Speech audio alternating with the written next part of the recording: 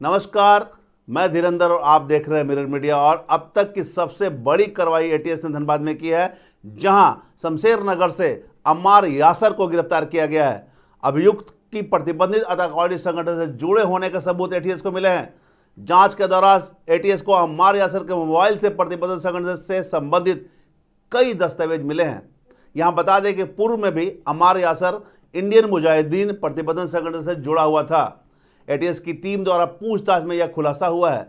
इसी आरोप में वर्ष 2014 में जोधपुर पुलिस द्वारा उसे गिरफ्तार कर जेल भी भेजा गया था और करीब 10 वर्षों तक जेल में रहने के बाद मई 2024 में वह जमानत पर आया था, जहां धनबाद के अपने साथी आयन जायोद और अन्य अभियुक्तों के संपर्क में रहकर प्रतिबंधित संगठन से जुड़ा हुआ था।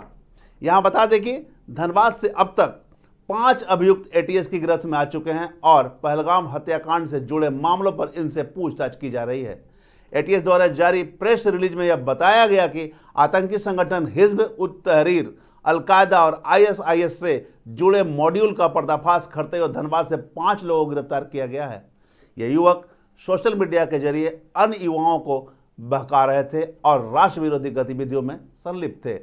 26 अप्रैल को हुई छापामारी में गुलफाम हसन, आयन जायोद, मोहम्मद शहजादा आलम और शबनम परवीन को एटीएस की टीम ने पकड़ा था। इनके पास से हथियार, इलेक्ट्रॉनिक्स डिवाइस और प्रतिबंधित साहित्य मिले थे।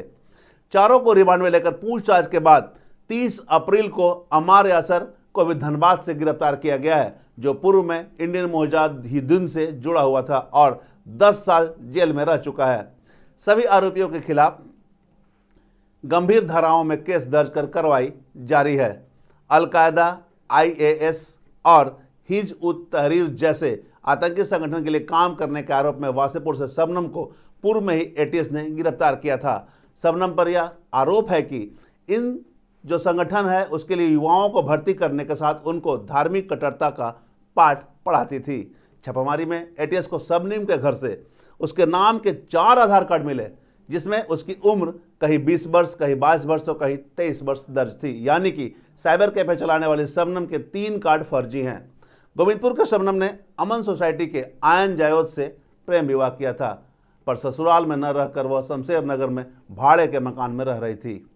वहीं साइबर कैफे चलाती थी। जानकारी के अनुसार शबनम से विवाह होने के बाद ही आयन जावेद भी आतंकी संगठनों के लिए काम करने लगा था और हथियारों का लेन देन में वो पूरी तरह लिप्त हो चुका था। इनका मूल काम युवाओं को आतंकी संगठन से जोड़ना और आतंकी संगठनों की गतिविधियों की साझा करना जानकारी था। इस संबंध के मामले में वासेपुर से 4 लोगों को पूर्व में गिरफ्तार भी किया जा चुका है और 1 दर्जन युवाओं को हिरासत में लिया गया था। हालांकि पूछताछ के बाद सभी को छोड़ दिया गया है।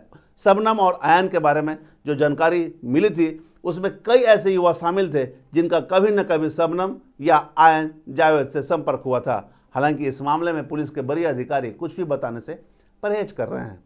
बता दें कि अलकायदा, आईएसआईएस और हिज्ब उत तहरीर से जुड़ने वाले युवाओं को झारखंड ही नहीं बल्कि अन्य राज्यों में ले जाकर प्रशिक्षण देने की तैयारी थी।